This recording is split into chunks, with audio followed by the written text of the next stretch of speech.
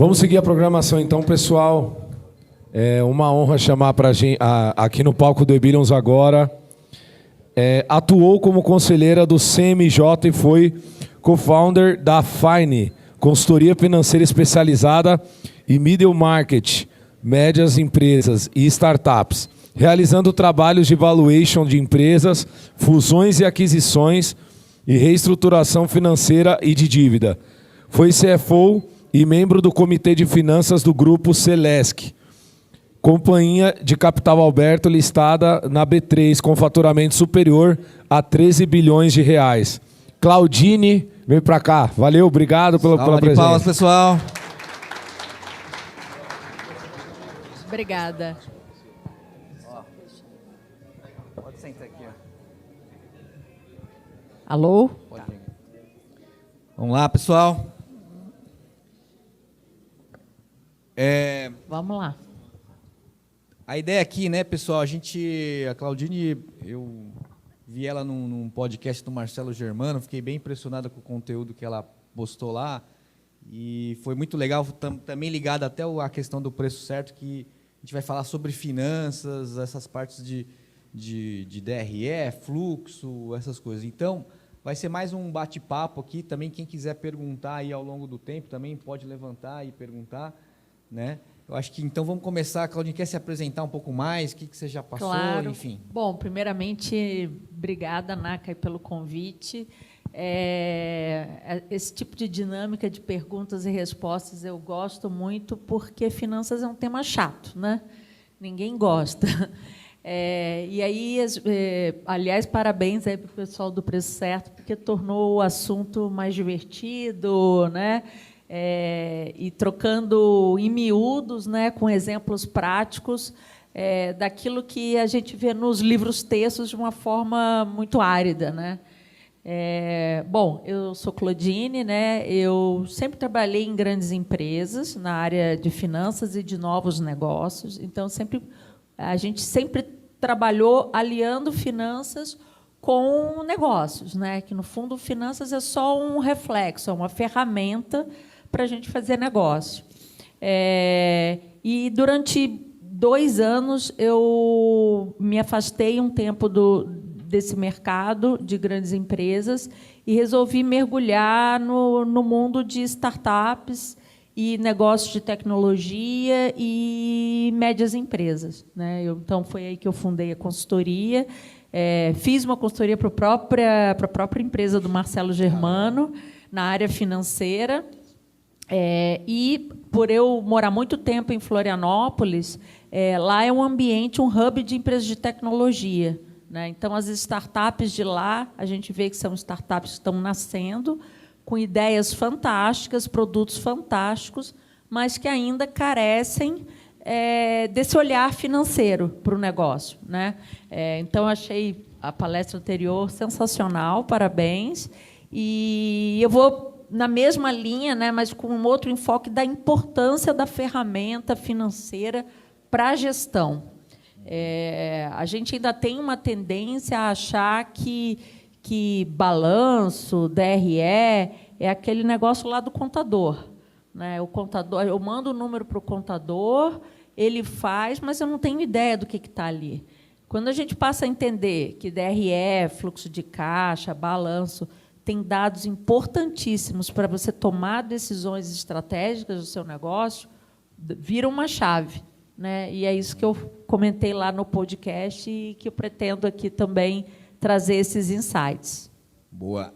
Acho que até a gente pode começar a falar sobre essa questão, né? Visão contábil versus gerencial, por exemplo, de uma DRE. Porque muitas vezes até tem cadê o João? Está ali também, contador. Eu acho que tem muita gente que realmente só manda dados para o contador e não até trabalha isso de uma forma gerencial, né?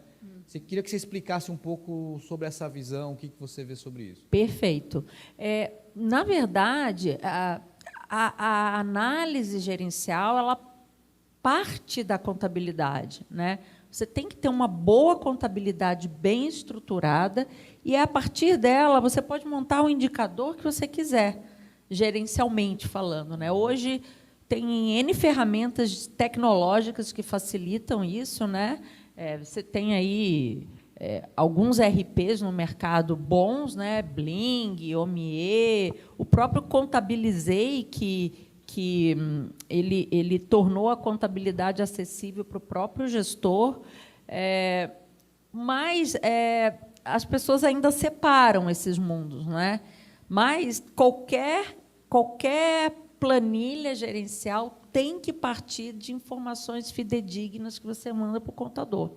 Então, o que acontece muito na prática, né, no mundo real? O gestor, o CEO, a pessoa da área financeira, monta planilhas aí, olhando o faturamento, olhando custos e misturando conceitos de competência e caixa. E aí é que mora o problema. Ele tem visões distorcidas da lucratividade, que foi falado aqui, do caixa, que foi falado aqui. Não espelha a realidade da empresa. E aí, para quem não sabe qual é a diferença da competência e caixa, eu vou dar um exemplo bem simples, né?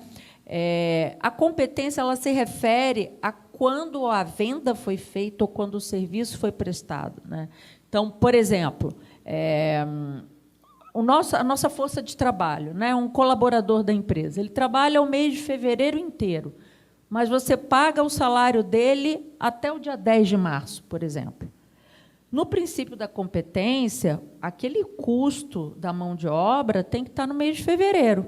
Por quê? Porque o serviço dele, a mão de obra dele, foi prestado em fevereiro. Mas quando é que você pagou? Em março, dia 10 de março. No teu caixa, vai aparecer a saída lá no dia 10 de março. Então, ele vai aparecer no fluxo de caixa de março, porém, no princípio da competência, ele vai estar lançado em fevereiro. Então, esses descasamentos acontecem o tempo todo. Tributos, né? Quem é optante do Simples, por exemplo, né? A gente paga até o dia 17 do mês seguinte, mas aquele tributo se refere à venda que você fez do mês anterior. Então, ele tem que estar lançado no balanço, no DRE, no mês anterior. No seu caixa, vai sair só no mês seguinte. Então, reparem que tem um descasamento, e é comum isso para salários, é comum isso para impostos, é comum isso quando você tem venda parcelada, né? Venda parcelada, o e-commerce que usa cartão de crédito. Esse é o exemplo mais clássico para e-commerce. Você vende em 5 vezes, mas a venda já ocorreu. A venda é lançada num determinado mês, mas você vai pagar, vai receber, no teu caixa vai aparecer em 5 meses distintos, a partir do mês seguinte. E isso gera aqueles problemas que foi falado aqui pelo Marcelo, de fluxo de caixa, né, de capital de giro. Então, essa distinção ela é muito importante, principalmente no setor de vocês, por conta do Brasil ser um país acostumado com venda parcelada, né? Como é que você sugere, então, por exemplo, a galera aqui é tudo de e-commerce, certo? E aí tem uma visão de realmente ter um processo da venda, né?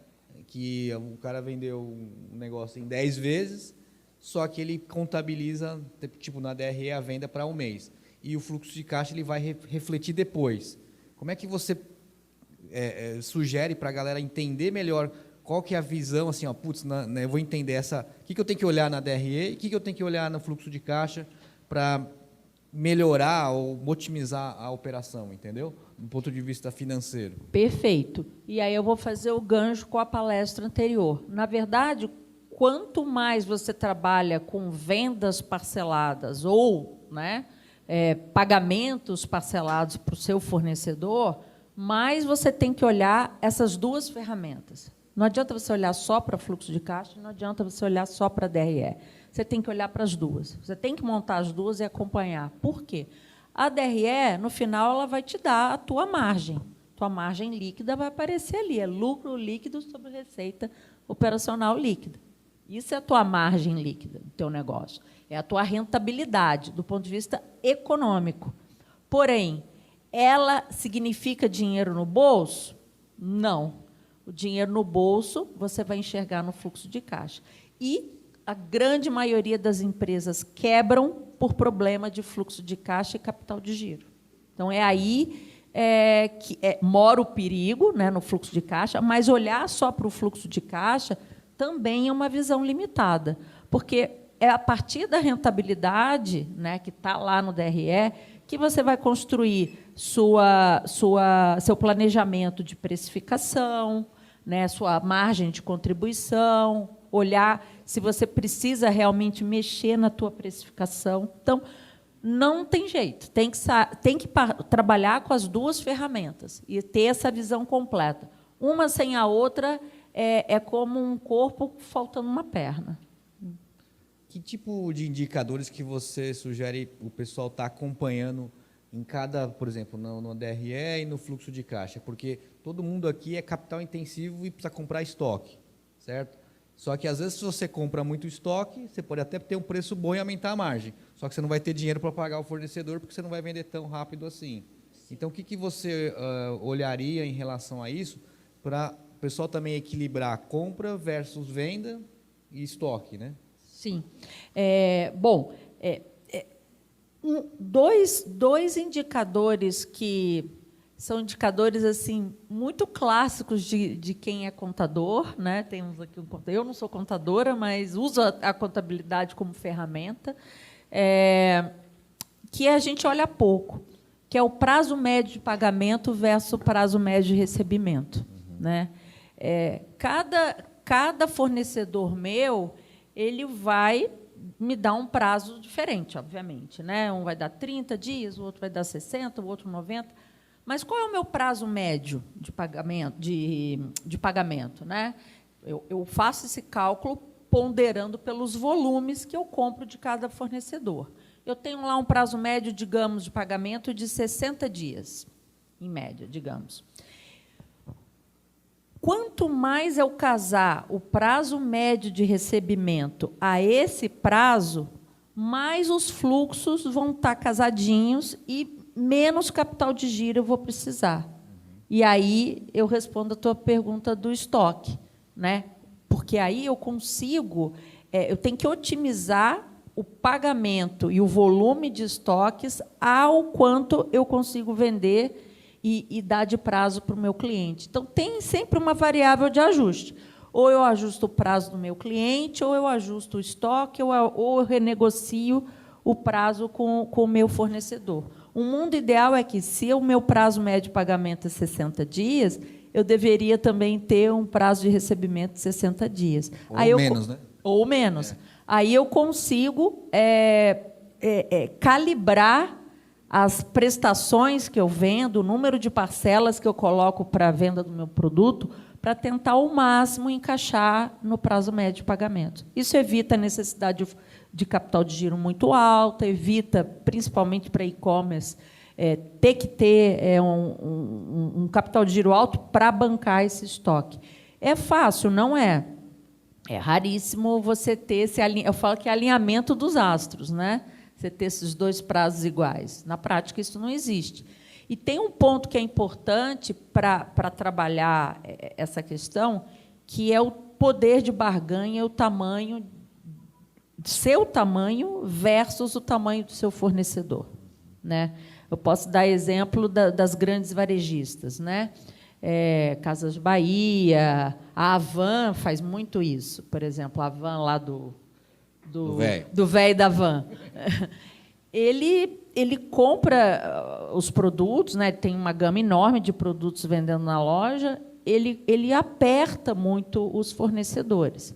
E tem muitos fornecedores que são pequenos e que querem ter o produto lá na gôndola dele, né? Então, esse fornecedor está na mão do velho da van. É o velho da van que determina o prazo que ele quer pagar. Por quê? Porque ele é muito maior que o fornecedor dele. Agora, vamos pegar a Tramontina, que fornece para eles, ou um grande fabricante de cama, mesa e banho, uma Budemeyer, uma Karsten.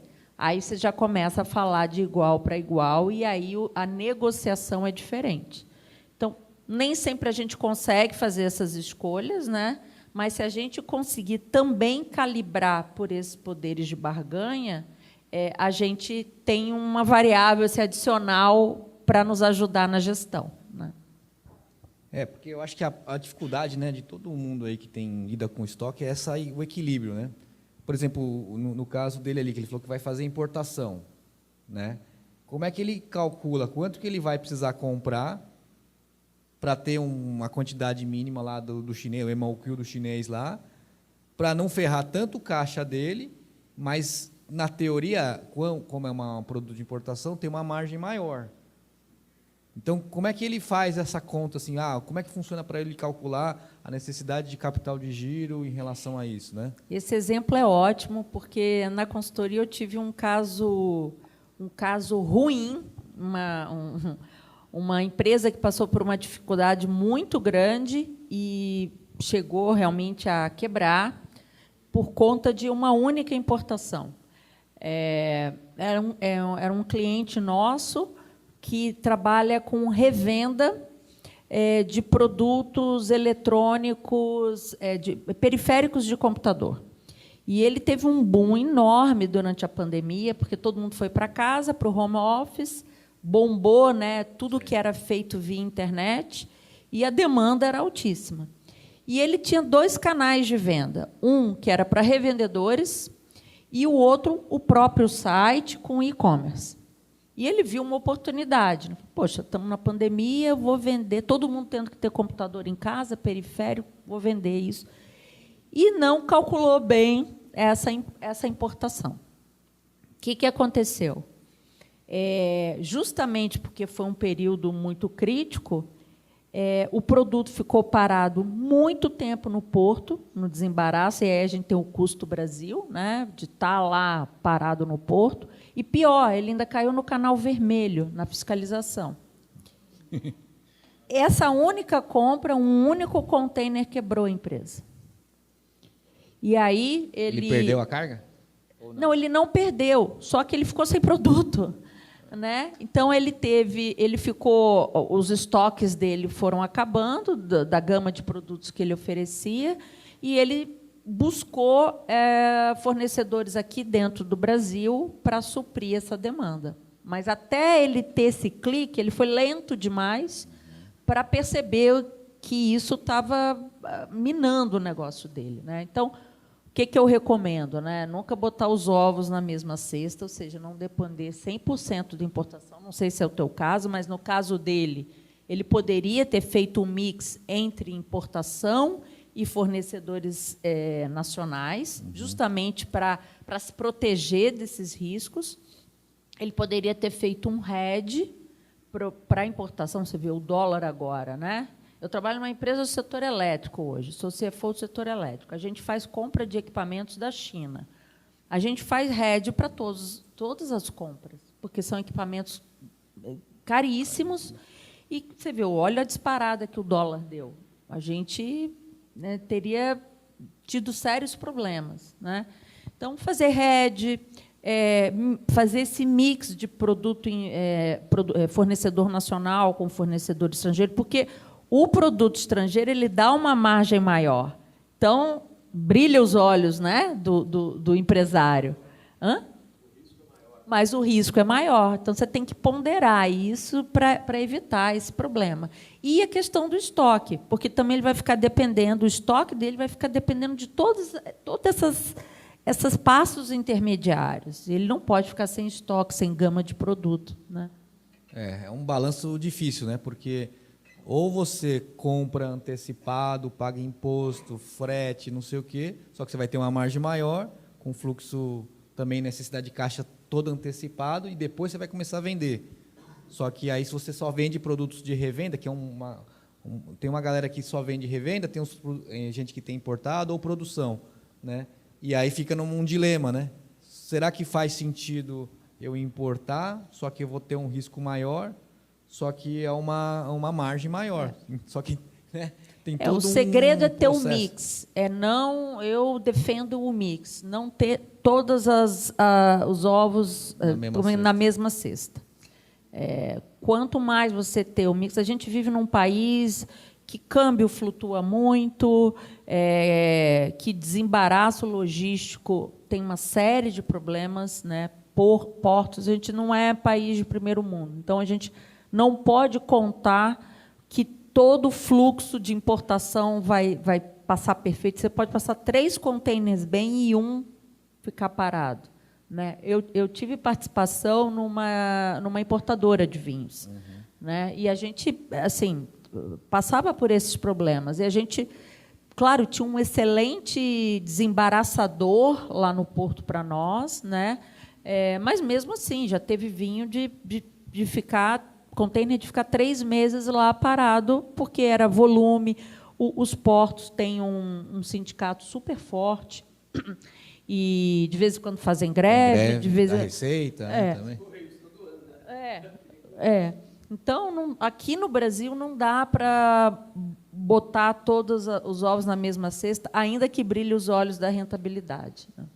E numa situação que tem gente que tem fábrica aqui também, né? Tem um processo de produção e tal. Como é que também você pensa nessa questão de planejar, balancear a produção para não produzir muito e também não ter muito estoque parado?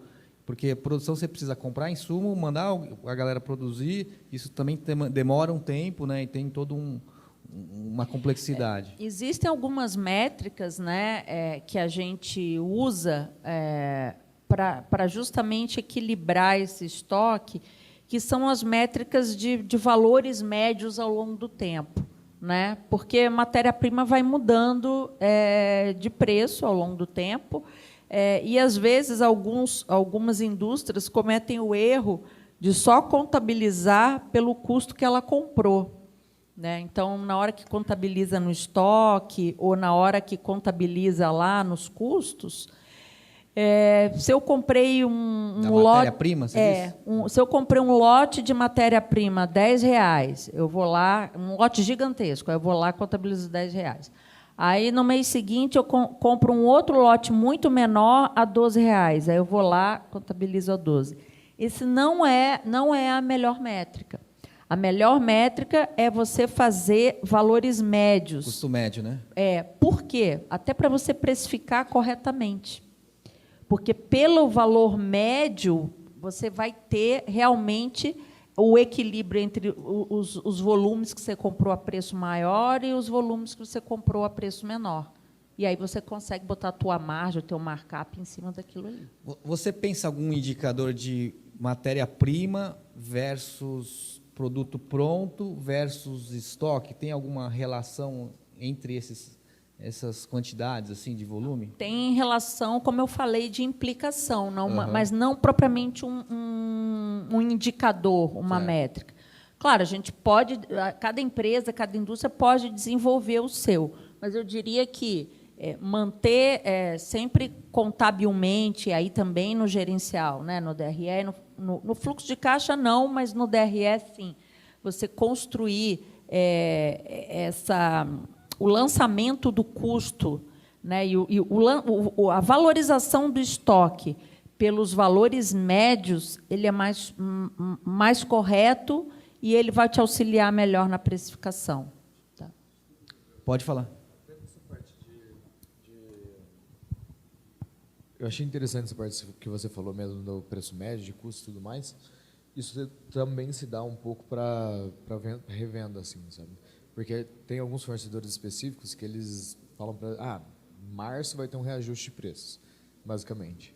Só que nessa questão, o que seria melhor? Eu fazer esse preço médio, mas eu fazer o preço médio em cima do que eu previsiono que eu vou comprar dele, ou já precificar em cima desse preço médio? Porque o que eu vejo é que quando rola essas reprecificações, né, esses reajustes, normalmente eu faço em cima já do custo novo dele, justamente para eu ter capital, para eu conseguir realmente recomprar a quantidade que eu vendi. Se você compra antes do reajuste, isso vai estar refletido no teu custo médio, né? E aí você pode até manter o teu preço de venda menor por um tempo. Sim. Né? No momento em que você vê, olha, a partir de agora eu vou começar a comprar pelo novo preço, aí você reajustar o seu preço também pelos preços médios. Mas você acha melhor fazer após a compra? Passado. Sim. Porque o que eu senti lá, como a gente... Para projeção, você pode fazer isso que você está falando. Você, por exemplo, digamos que isso acontece em abril, né? Então, você tem o teu histórico ali até abril, e aí você projeta até o final do ano já o novo preço dele, Sim. faz a conta do custo médio até o final do ano e também, aí sim, projeta quanto que você deveria dar de aumento no teu custo, no teu preço final, calcula até o final do ano e aí você vê a sua rentabilidade, para você não perder rentabilidade média. Sim. Acho que o meu problema não é nem rentabilidade, é que ele engole o fluxo de caixa, bizarramente, assim. Quando você pega um produto em alavanca, tipo, a gente pega uns produtos e vai fazer uma alavanca muito forte nele. Aí ele vai comendo o capital de giro seu. Porque daí rola esse reajuste, aí tipo assim, você vendeu sei lá, você comprou 100, antecipado. vai ter que repor a 120. Aí você já É. vai ter que comprar mais porque você está alavancando. Mas Aí, talvez distribuir, porque assim, claro, a gente fica tentado, poxa, vai reajustar, vou comprar o máximo que eu puder antes, né? Claro, isso te traz rentabilidade, mas vai te estrangular na frente. Então, talvez seja melhor você não ficar tão empolgado em comprar antecipado um volume muito alto e distribuir melhor as suas compras, mesmo que isso signifique ou reduzir a margem ou aumentar um pouco mais o preço. Mas isso não vai te estrangular, né? Porque esse é um problema. Se você for toda vez que o teu fornecedor for te dizer que vai reajustar e você raspar o tacho do teu caixa para comprar naquele preço, você vai ficar estrangulado. Não tem muita saída, né? Sim. Obrigado. Aí tem que avaliar se isso vai gerar mais vendas, né?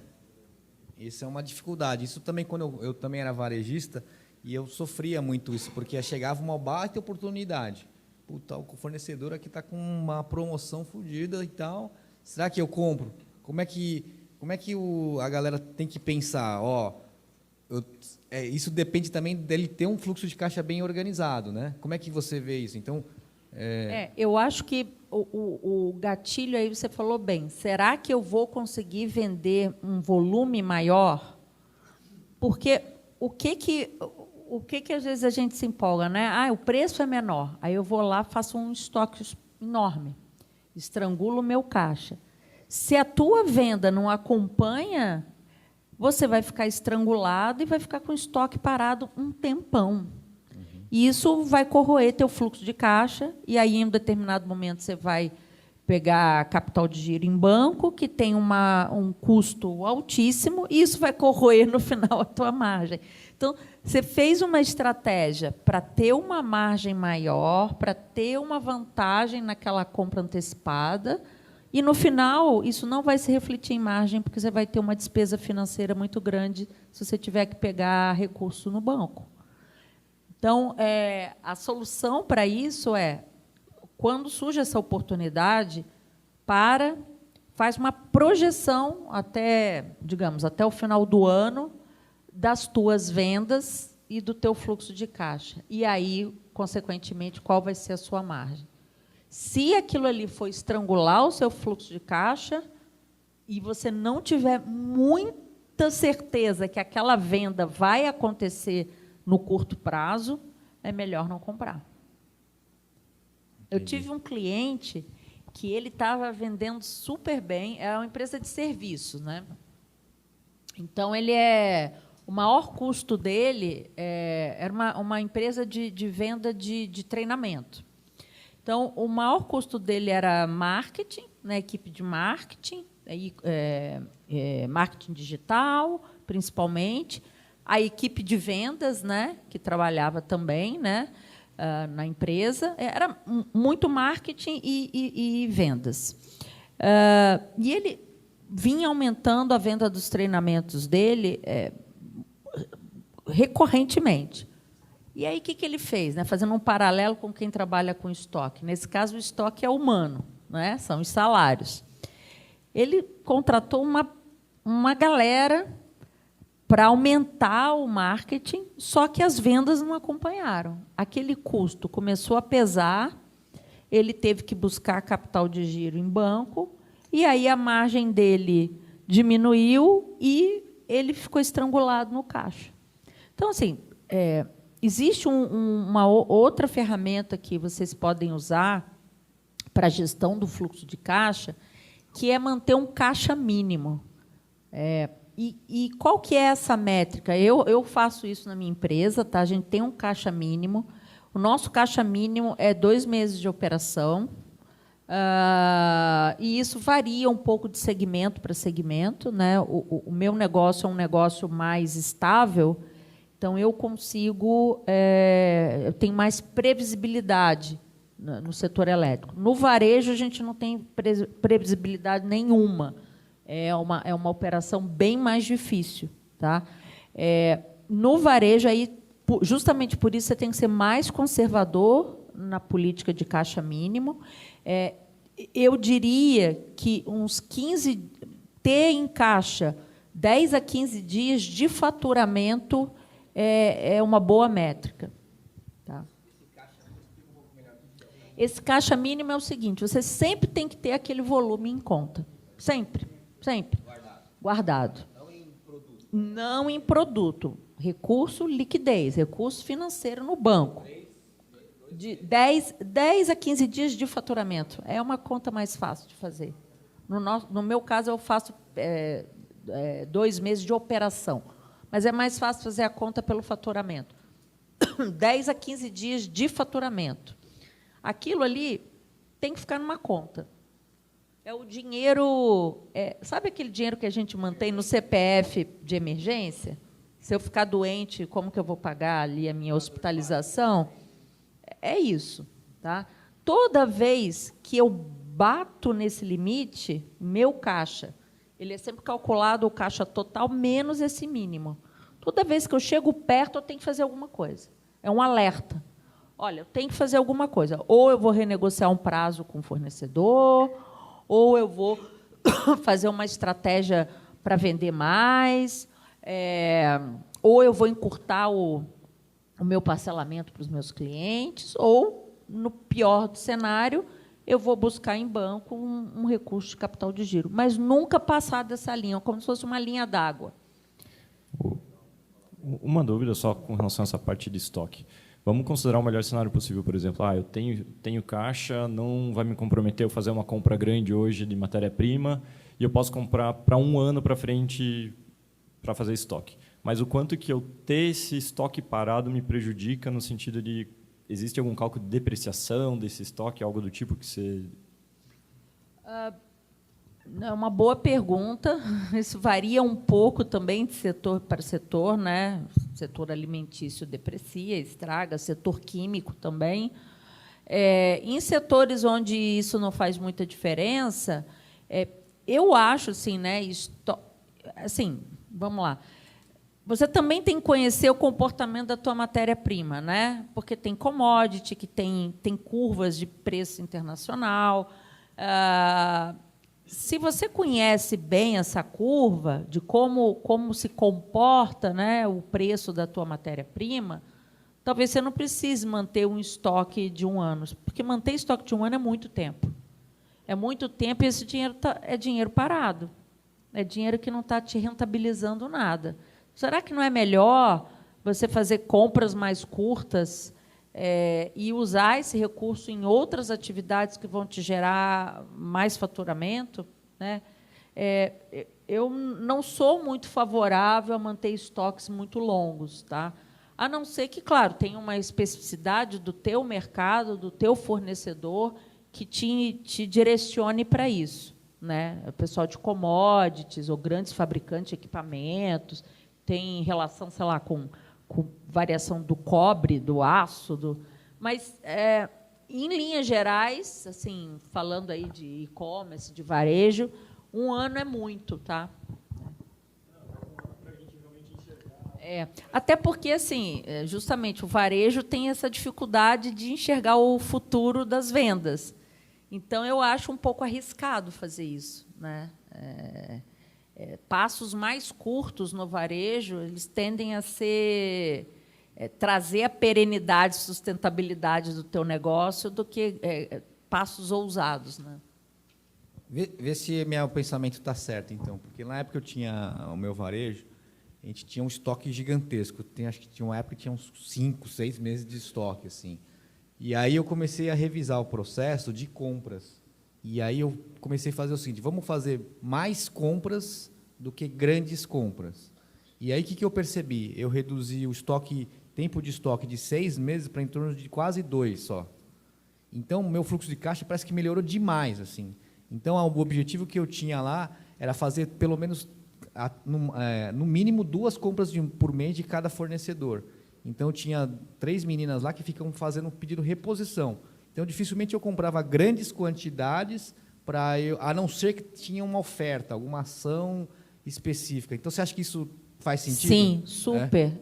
Eu diria que para o e-commerce, principalmente o varejo, essa estratégia é muito mais segura para a perenidade do teu negócio, por conta do fluxo de caixa. Por conta do fluxo de caixa. Exatamente. Então, tem gente se olhando aí. Mas aí, assim, como que você pensa, beleza, ó, tem lá uma oportunidade de fazer uma compra de um produto. No caso deles, ali, que eles são indústria, né? Uhum. Em que momento não faz sentido fazer essa compra assim? O produto não vai estragar, mas também não vai ter uma grande vantagem em comprar tanto, talvez.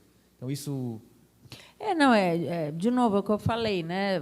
Claro que isso muda um pouco de segmento para segmento, mas, em geral, vale essa máxima, né? Como toda regra de bolso tem as suas exceções, mas essa regra de bolso ela tende a ser a melhor orientação para a gestão de fluxo de caixa, salvo momentos que tem, né, uma sazonalidade, uma super promoção do teu fornecedor. Talvez. Ter uma boa equipe de compras, com um bom processo desenhado, faz muita diferença. Lá na nossa empresa, a gente reestruturou a equipe de compras, a gente implantou o que a gente chama de strategic sourcing, que é ter essa visão, mas existem, inclusive, ferramentas tecnológicas para isso, hoje em dia, para enxergar o movimento de preços ao longo do ano, para ser mais olhar mais para frente e menos para trás, e processos assim, mantendo relacionamento com o fornecedor, porque para o fornecedor é melhor ele ter compras constantes. Pensa, você está com o chapéu do fornecedor. Ele prefere te fidelizar como cliente e saber que você está comprando sempre um volume mais ou menos constante, crescente, do que você fazer uma única compra e só aparecer na porta dele daqui a um ano. Porque ele também tem um problema de fluxo de caixa dele, ele também está construindo a base de clientes dele. A fidelização, para ele, é muito mais importante do que o volume. Às vezes, você não consegue tanta diferença. Ou consegue numa compra, depois não. Né? Acho que ele queria fazer uma pergunta. Pode.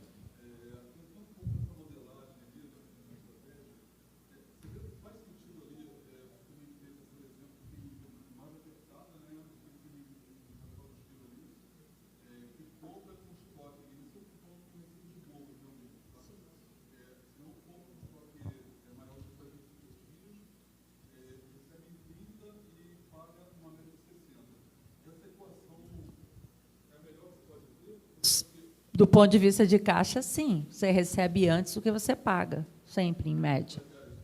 Uhum.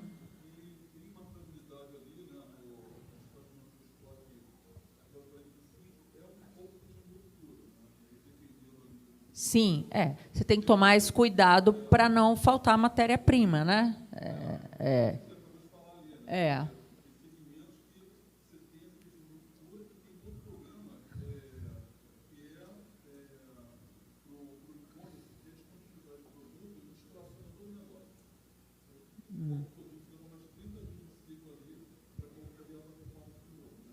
Uhum.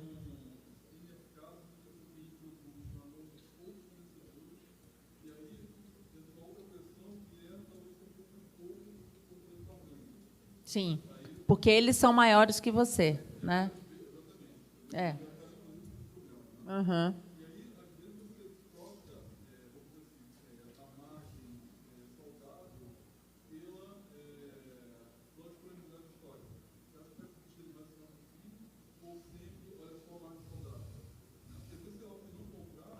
Não, eu acho que, nesse caso, vão ter momentos que você vai abrir mão da tua margem para você se manter no mercado, porque se você olha a margem só hoje, o que acontece, né? Aí você tem essa disrupção que você falou. Então, assim, o que acontece? No D+1, teu faturamento vai fazer assim, essa barriga, né? Então, você tem que olhar, nesse caso, mais para o fluxo de caixa do que para a margem. Tá? Você tem que proteger o seu caixa, sempre. Foco na proteção do caixa. Tá? Nem que, momentaneamente, em alguns momentos, tua margem fique prejudicada. Né?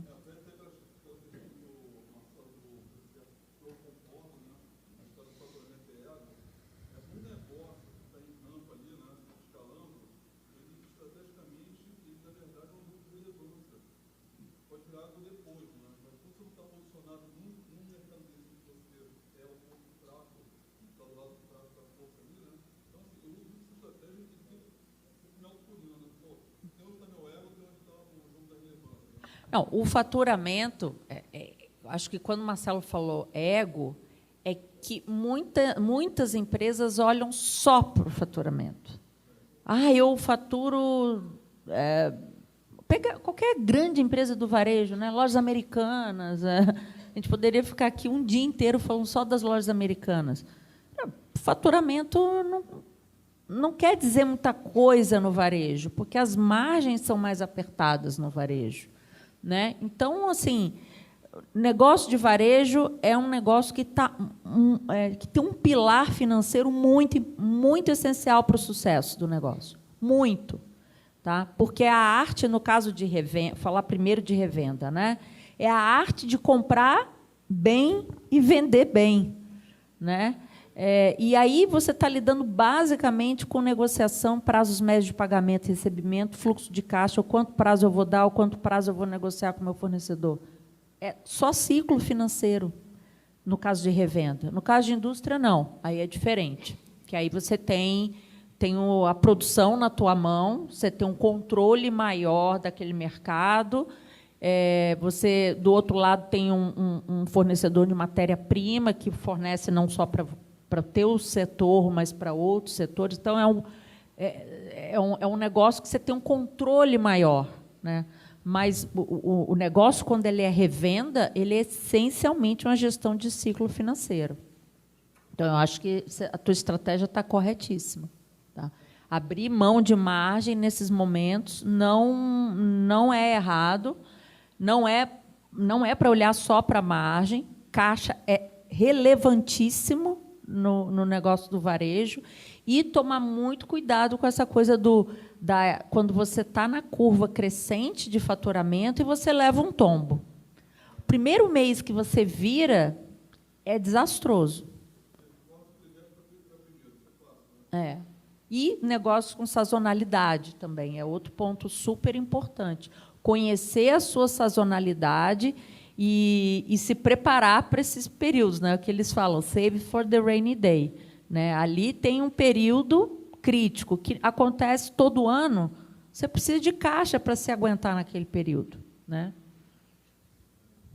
Ainda mais se a margem for apertada ali. Né?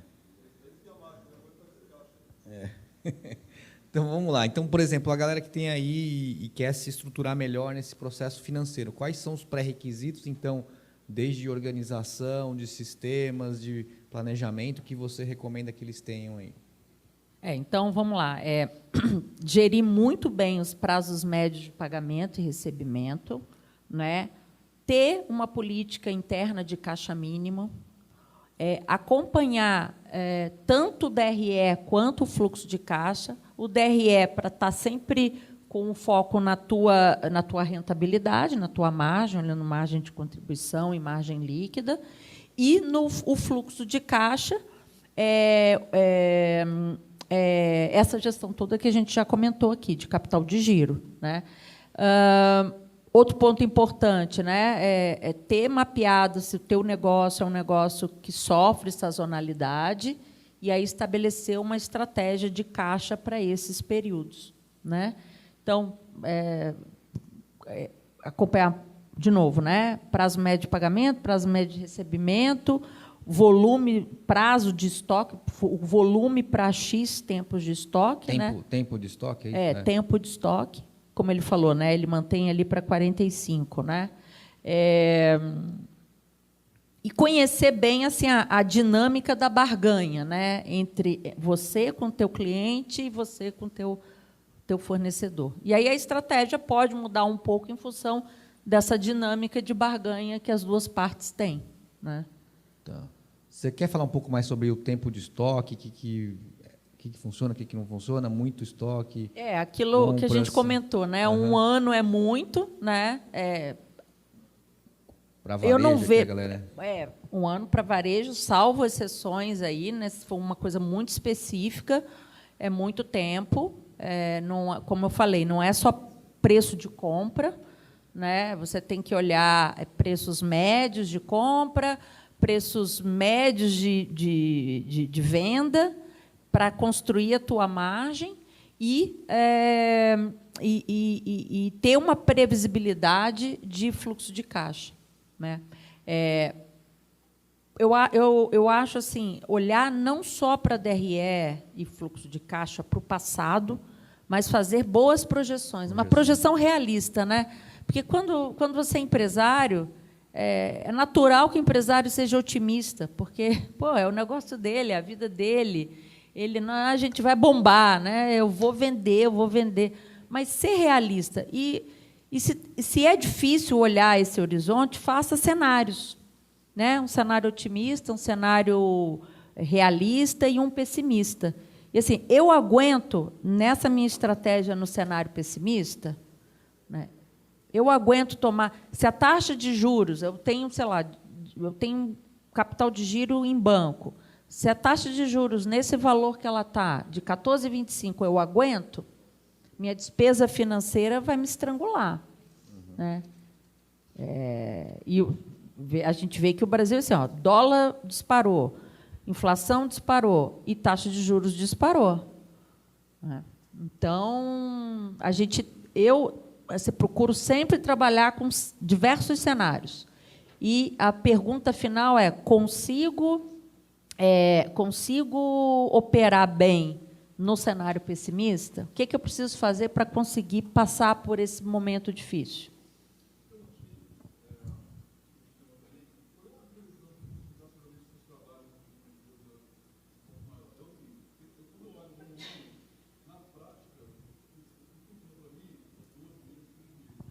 Numa empresa de varejo, esse horizonte é mais curto. Eu trabalho no setor de infraestrutura. Tá? De infraestrutura, a gente faz para 1 ano com maior precisão e 5 anos com menor precisão. A gente faz o que a gente chama lá de 5-year plan, é um plano de 5 anos, sendo que o orçamento a gente constrói e revisa o fluxo de caixa, o DRE, a gente projeta tudo uma vez por ano.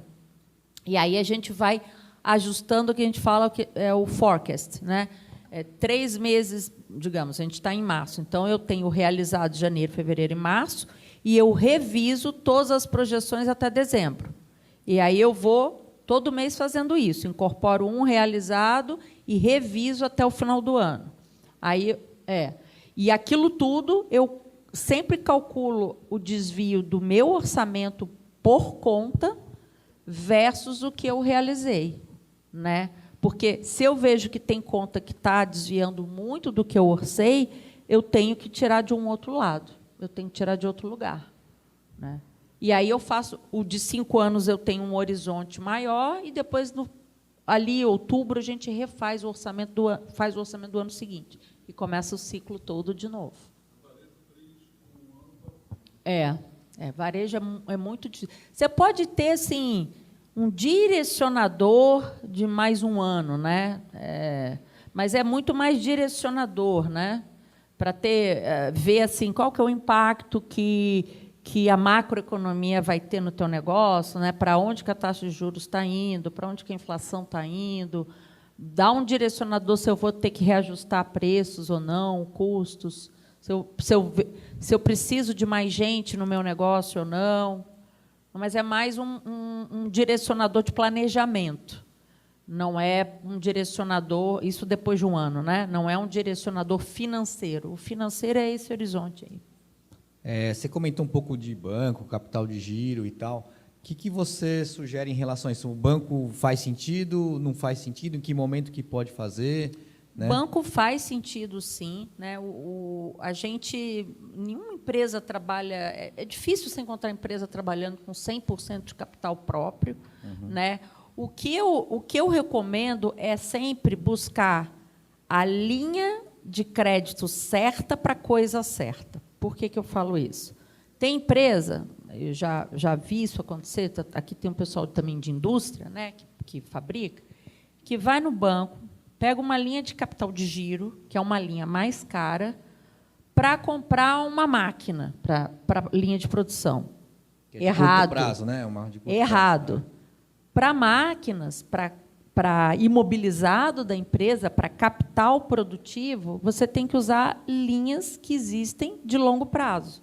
Então, você tem Finame, do BNDES, você tem... Todas as linhas do BNDES, né, são para isso. São as linhas de longo prazo. Agora, eu vou construir um galpão. Também, você não vai... Um galpão industrial. Você não vai pegar a linha de capital de giro para isso. Você tem que pegar uma linha mais longa, com custos menores, né? E isso existe, né? Disponibilizado principalmente aqui no Brasil pelo BNDES. Para empresas maiores, o próprio mercado de capitais oferece, com debêntures, mas é para empresas grandes. E as linhas de capital de giro para capital de giro, pensando que ela não pode ser um volume alto, porque o custo dessas linhas é muito alto e ela vai corroer a sua margem, né? Porque ela vai entrar lá na linha de despesa financeira do teu DRE. Mas, assim, o que eu diria? Sempre poder fortalecer, ter mais endividamento no longo prazo e menos no curto, não só pela questão, né, de fluxo de pagamentos, como também no custo dessas linhas, né? Muito bom. Mais alguma pergunta? Pode? Hoje está dividido como o seu endividamento, Brasil fora e qual é o tamanho? Bom, a gente só tem dívida no Brasil, tá? A gente não faz endividamento fora. Oi? Não. Mas é por uma característica específica do meu negócio, tá? Então a gente só tem debêntures Não, só debênture. A gente é capital fechado e a empresa ela é controlada por um fundo de investimentos canadense. Então, o fundo comprou a empresa aqui atua, né, a gente atua com linha de transmissão no Brasil. É um negócio remunerado, né, todo ano a receita é remunerada a IPCA. Então, se eu tomo linha estrangeira, eu tenho que ter um bom hedge. Tem outras empresas do setor elétrico que tomam lá fora, não é o nosso caso, porque, pelo nosso porte, acaba não valendo a pena. Tá? Eu não posso falar, porque é empresa de capital fechado. Tá? Mas, para você ter uma ideia, é CDI mais... A última emissão que a gente fez é CDI mais 0,8.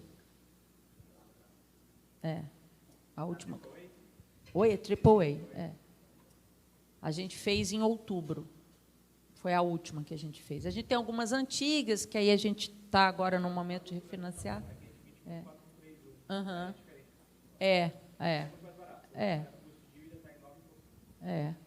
O nosso é CDI. O mundo ideal, como a minha receita é atrelada a IPCA, é que fosse a minha dívida em IPCA, mas a dívida em IPCA ano passado estava muito cara. Aí a gente optou por CDI. Boa. Mais alguém quer fazer pergunta? Vai lá, Dena.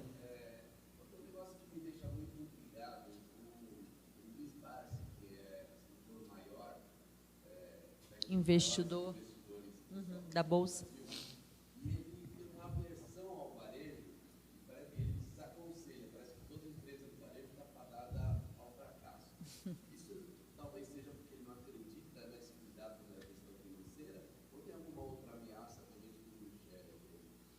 Não, eu acho que o Barsi, ele é um cara que ele gosta de negócios. Primeiro, ele gosta muito de infraestrutura, porque são negócios mais previsíveis, né? Então, ele é um grande investidor, por exemplo, do setor elétrico, né? O varejo, eu acho que essa versão dele tem a ver com várias coisas, né? A gente é um país, né? Tem lá aquele ditado que diz: o Brasil não é país para amadores, né? A gente oscila muito, a nossa economia oscila muito. E o varejo é o primeiro segmento que sofre com essa oscilação da macroeconomia, né? É o primeiro que sofre. Por quê? Quando a inflação aumenta, cara, as pessoas vão parar de comprar, né? A não ser produto essencial, né? Mas elas vão parar de comprar. Então, é o setor, é o melhor termômetro do poder de compra da população. Esse é um problema para o setor, é um desafio para o setor, né? Segundo, taxa de juros, né? É um setor que a gente viu aqui que tem uma dependência de capital de giro. Então, eventualmente, vai ter momentos que você vai ter que acessar uma linha de capital de giro no banco. A gente está com juros a 14,25. Qual é o setor que sofre? Varejo. E é um setor que, no Brasil, houve alguns escândalos que também afasta. E a gente está falando de lojas americanas, né? Todo mundo acompanhou aí a situação das lojas americanas. Então, tudo isso leva ele a ter essa versão, porque ele é um cara que quer, ele não é um cara de investir em startup ou de negócio muitos que tem mais risco, né?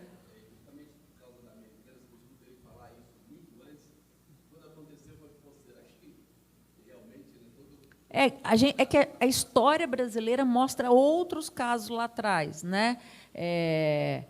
Tem gente aqui nova que não era nascida, mas tem a Mesbla lá atrás, seu mesmo mapping. Então, de tempos em tempos, a gente tem uma falência de uma grande varejista. Então, isso afeta, né, um investidor. E o Barsi é um investidor, um cara mais velho, né? Ele também não. O mundo revolucionou. Na época lá atrás não existia e-commerce.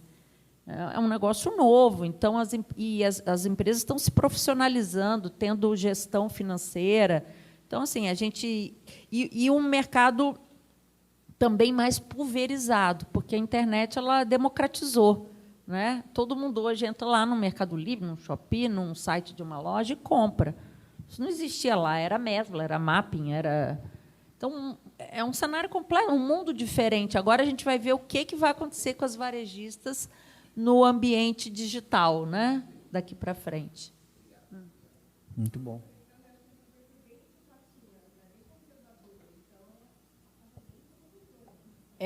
Exato.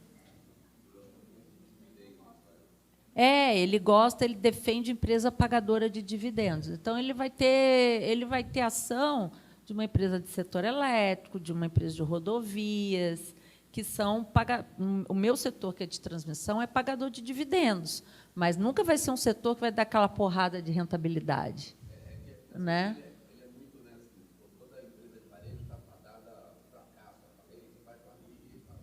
Cara, a população consome, consumo é varejo.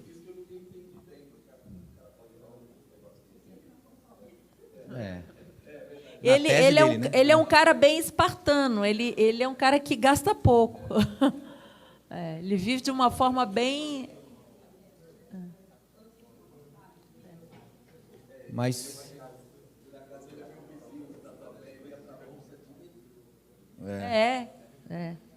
Ele não é o único, não. O Warren Buffett, lá nos Estados Unidos, é assim também. Ele vai no McDonald's almoçar. Mais alguma pergunta, pessoal? Vai lá. Tudo bem? Vamos lá. Você chegou a falar de hedge, né? Acho que eu entendo muito pouco desse assunto, ou quase nada, né?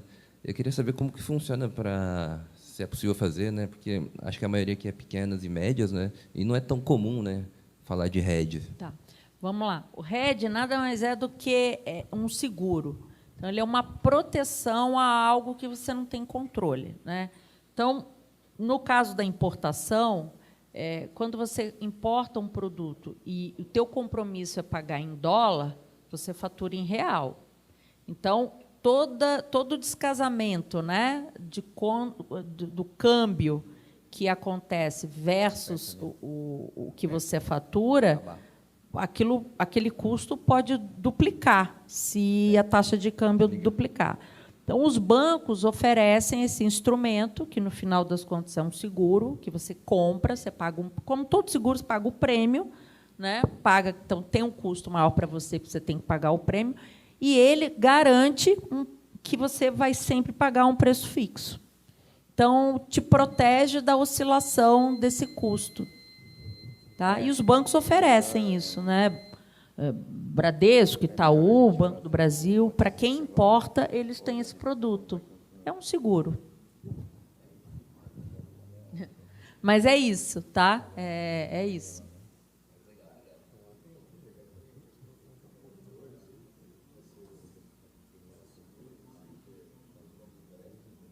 Não, seguro é importante. Nós lá fazemos seguro para importação, quando a gente importa equipamento. A gente seguros até para a nossa operação mesmo, nas linhas de transmissão. A gente tem seguro operacional, a gente tem seguro de responsabilidade civil. Seguro é um mercado muito específico, assim, né?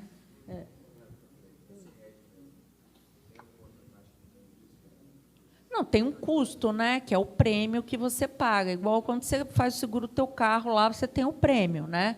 Então, ele tem um horizonte, você pode renovar aquele seguro, pagar um segundo prêmio, ou não. Mas não tem nenhuma pegadinha assim, específica, né? Você tem que fazer a conta ali, ver quanto que ele está te cobrando, quanto que aquilo vai encarecer o seu produto no final, ou vai aumentar o teu custo no final, né?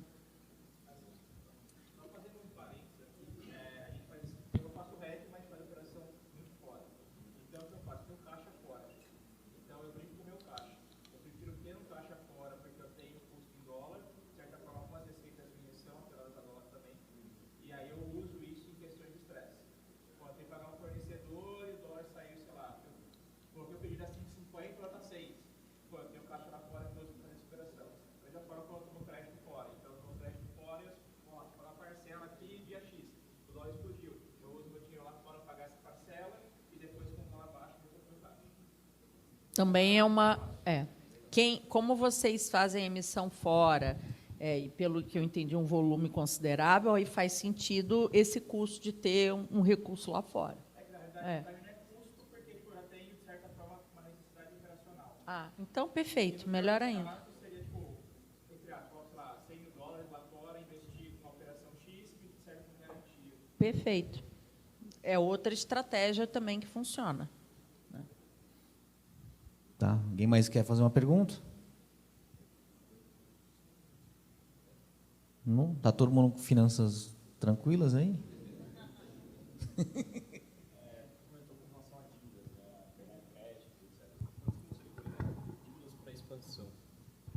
Dívidas para expansão. Quanto você consideraria um ROI saudável para realmente pegar essa dívida para realmente expandir? E essa pergunta é muito ampla. Porque o ROI vai depender do negócio, ela é muito ampla para ser respondida.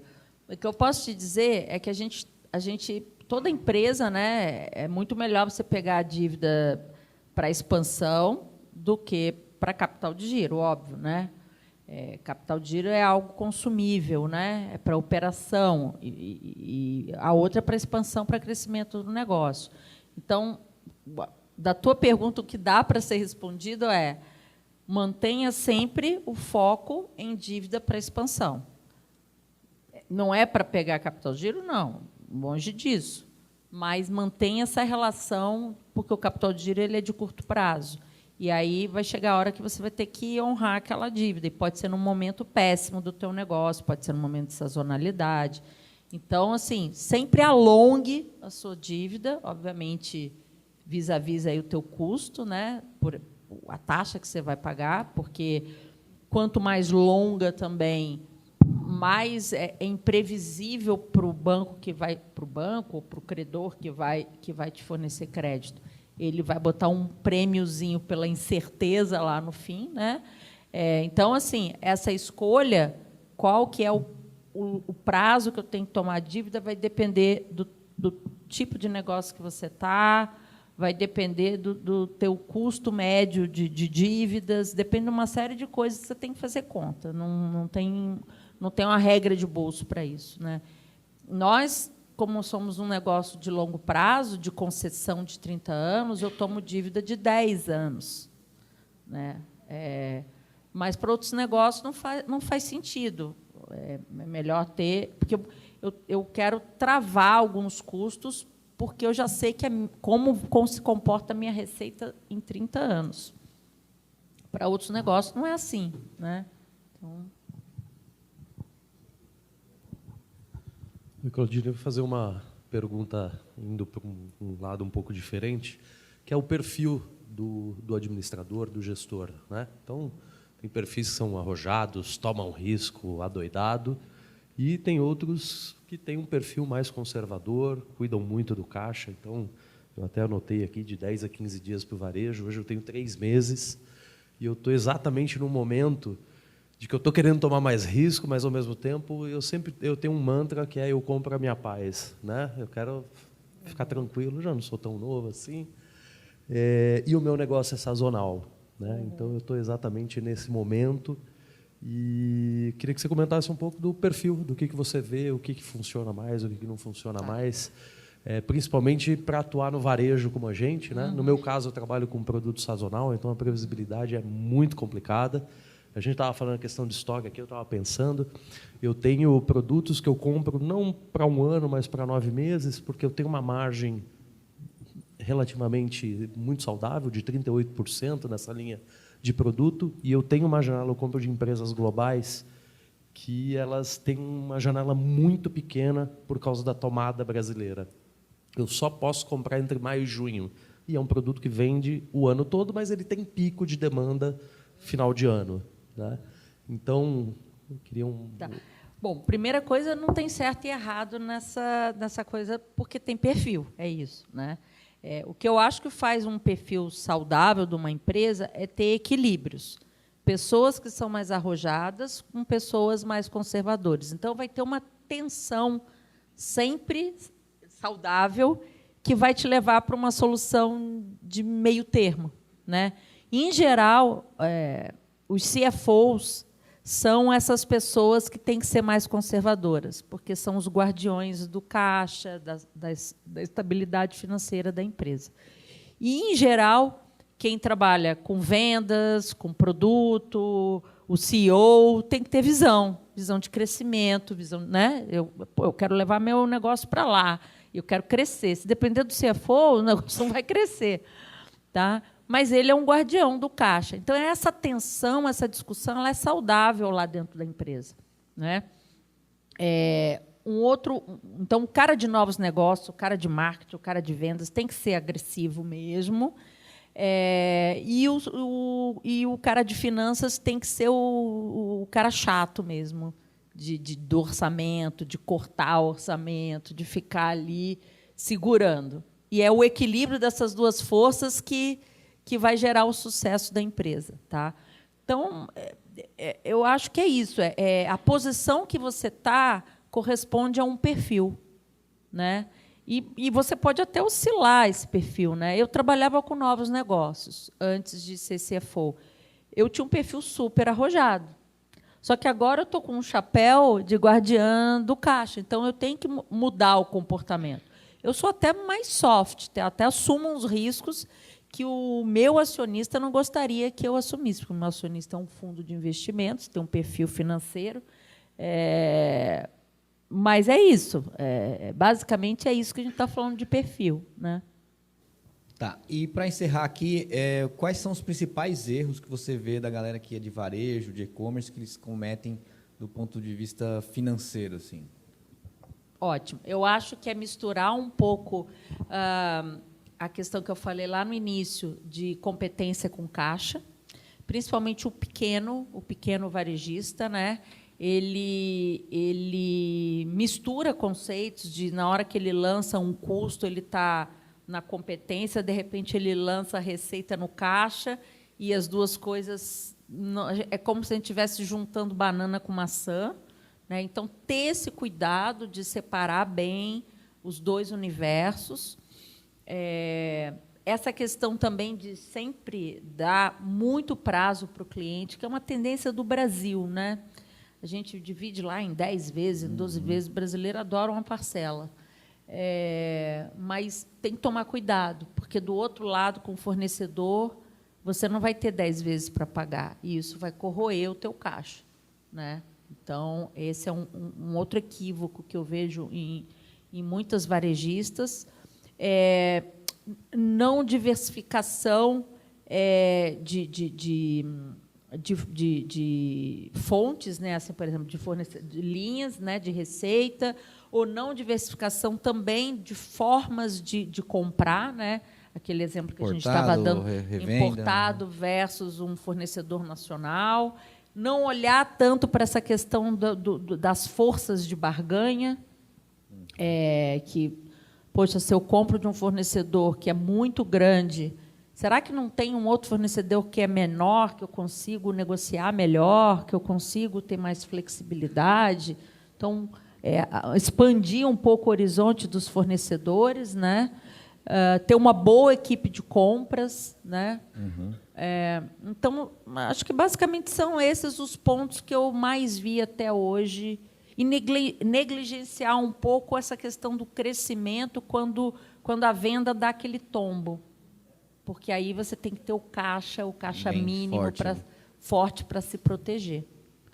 Acontece muito aqui com o pessoal, que muita gente vende no marketplace. Quando você está vendendo no marketplace, eles geralmente antecipam muito o recebível, né? Excelente ponto. Excelente ponto. Eu gostei daquela tua fala, que você comentou assim, nossa tese é de não ser tão dependente do marketplace e ter o próprio. Realmente, eu já atendi na consultoria empresas que só vendem por marketplace. A taxa é absurda, corrói mesmo a rentabilidade. Fluxo positivo, mas margem baixa, né? Eu acho que é isso. Então, assim, a pessoa como é que eu falo? É o canto da sereia, porque está ali, né? Vende, mas tem um preço enorme para você vender muito ali. E se você consegue desenvolver a estratégia de diminuir essa tua dependência, e como teve, acho que foi ele ali que falou, né? Que está começando a pensar em ter o site próprio, marca própria, vai ser um movimento, não vai ser do dia para a noite, mas ele vai virar e aí vai começar a ter mais rentabilidade, gerir melhor o caixa. A antecipação é um grande problema, porque os marketplaces viraram financeiras. Então, eles, de novo, o canto da sereia, ele atrai você dizendo, mas eu antecipo. Só que isso, gente, antecipação é uma linha de capital de giro, tá? Está embutido ali o custo, que é altíssimo. Antecipação é dívida. Com certeza. Antecipação é dívida. Pensem sempre assim. Eu estou tomando dívida.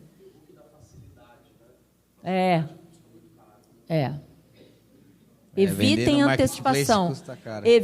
Evitem antecipação. Evitem, porque é muito caro. Fora ainda a taxa do marketplace, né? Porque aí acho que o pessoal fica acostumado, tem um fluxo positivo, mas se você for ver a margem DRE vai mesmo, todo embora, vai todo embora. O que você acha desse grupo aqui, que você está sentindo da galera, pelas perguntas? Como é que você viu o pessoal? Eu gostei bastante. Acho que eu sou fã, eu sou cliente de internet, eu compro muito, sou usuária de e-commerce, ainda mais no dia de hoje que a gente vive tão corrido, né? Eu já sou uma pessoa que raramente piso numa loja. E acho assim que as perguntas são muito relevantes, né? Eu acho que eu já estou uns 3, 4 anos vendo o movimento desse setor, e a gente vê cada vez mais as pessoas buscando entender essa questão, como que o varejo e o e-commerce precisa ter esse olhar financeiro. Então, a maturidade do segmento em se estruturar financeiramente para não cair no canto da sereia aí de de taxas e antecipações e margens que aí o teu negócio não cresce. Então, Que parabéns você- aí para vocês interessados assim em ter esse olhar para o negócio. E qual que é a importância de participar desses grupos assim, na tua É visão? troca, né? É troca, é ver a experiência, o que RP você está usando, é o Bling, é o OMI, qual a estratégia que você está usando para aumentar a venda. O mundo é de trocas, né? No final, todos os negócios são formados por pessoas. E se a gente não tem essa rede de relacionamento, a gente está como é que é? Tem um colega meu sempre fala, é a solidão do Solitário, poder. É solitário, né? E decisões solitárias são decisões piores do que decisões coletivas, baseado, né, em experiências diversas. Muito bom. Alguém mais? Última? Chega? Então é isso aí, pessoal. Salva Valeu, de palmas. pessoal. Obrigada, obrigada. Valeu. Tem uma fotinha aqui, peraí.